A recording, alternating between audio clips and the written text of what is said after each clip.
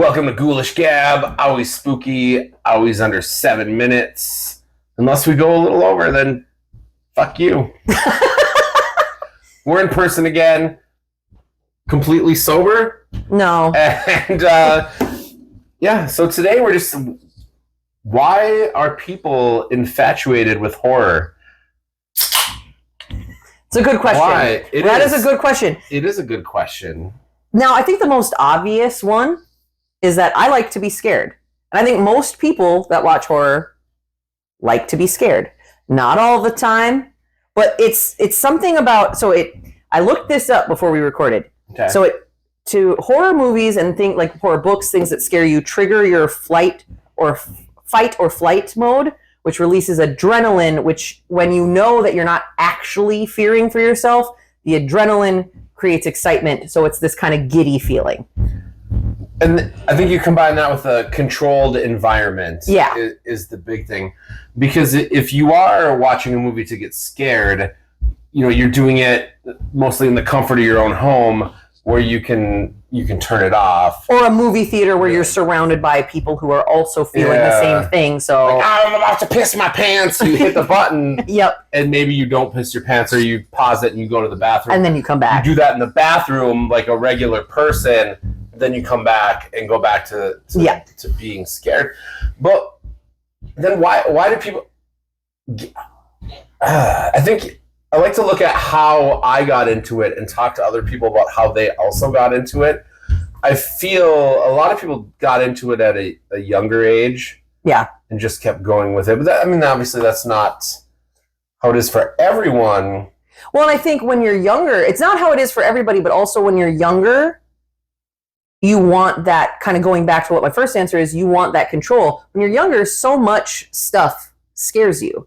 Whether it be like legitimate fears, like maybe you have a shitty household situation, or you're dealing with shit at school, or any number of things you're dealing with, the ability to be at home, watch this, pause it, change the channel, do whatever you need to do, gives you a sense of control over your own emotions that as you're a hormonal preteen, you don't have as much control over. So it's probably appealing in that way. I think when I was younger, some of the things that started me on horror, were definitely from my youth, like cartoons that I watch. You look at a lot of the villains and they're straight up horror movie characters, practically, Skeletor and Shredder and just all this weird shit. And then some of the other things that I enjoyed, weird music videos and stuff. But then music videos were huge. Yeah, a huge part Michael of it. Jackson's Thriller. I was 7 or so when that was out, and I didn't give a shit about the song, but the the horror aspects of it, the zombie and werewolf stuff, was a very, for some reason, appealing to me. It was fun, but it was also kind of weird and scary. But I don't think... the first horror movies that I saw, maybe when I was a preteen, I wasn't super into them. And then maybe a couple of years later, all of a sudden I was, and I don't really know.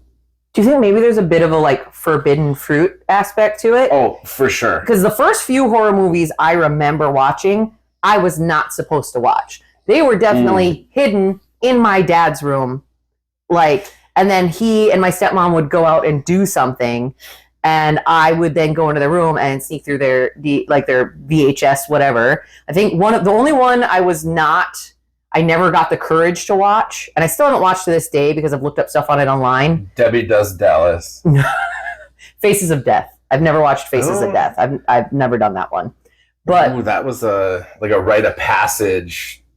But yes. Yes, but no, that's what I'm saying. But the horror movies, it was specifically, I think it was less about me and more about the fact that my little sister was 5 years younger than me. Yes. So they really didn't want me showing them, these movies, especially with how scared I got watching Chucky at 8, or Child's Play at age 4. So I think they were trying to prevent more like that, but that made it that much more appealing for me to want to watch them. And then that's probably where I got started on getting hooked on them. Yeah, and when I got around to, as a teenager, USA Up All Night was where I really got into horror. But they would just play weird horror movies, weird movies, all this crazy shit.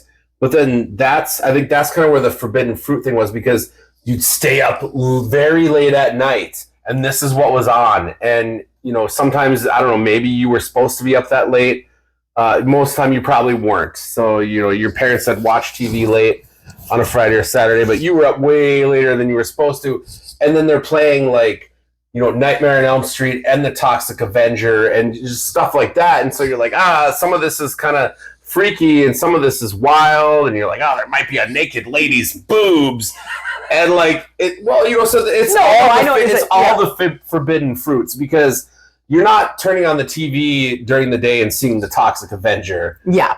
Or even A Nightmare on Elm Street. So you're seeing all these things that are stimulating in different ways. And, you know, they say you're just not supposed to be seeing some of them. And that's some of the excitement. But then I think when you get older, it's still like exciting to see so much ridiculous shit. How much ridiculous shit have you seen in horror movies that you will not see in, you know, a comedy or an action movie, etc.? Just wild, crazy, off the wall shit. And I think that's also part of it, is just seeing things that you're not going to see in any other genre. I think another thing as a like going into when you get older is for those of us who are, you know, we're hormonal teenagers, it's the morally gray character, the I can fix him. That gets you more into the I can fix hims, get you into some of the maybe not dark, but darker. There's this movie that starred one of the Wahlbergs, and I think it was called Fear or something like that. Yeah. That movie was hot and scary. It was a gateway movie for me. Just throwing that out there. I can fix him. Fix Michael Myers. There's nothing wrong with him. Oh, Jesus. Yeah. So, yeah, I mean, that, you know, on top of the no real danger because you have control. Yep. I think that's a big part of it. We're a little over our time. What got you into horror? Yeah. Tell us what got you into it, why you think it still appeals to you. Or just fuck off, whatever. We love you. Also that.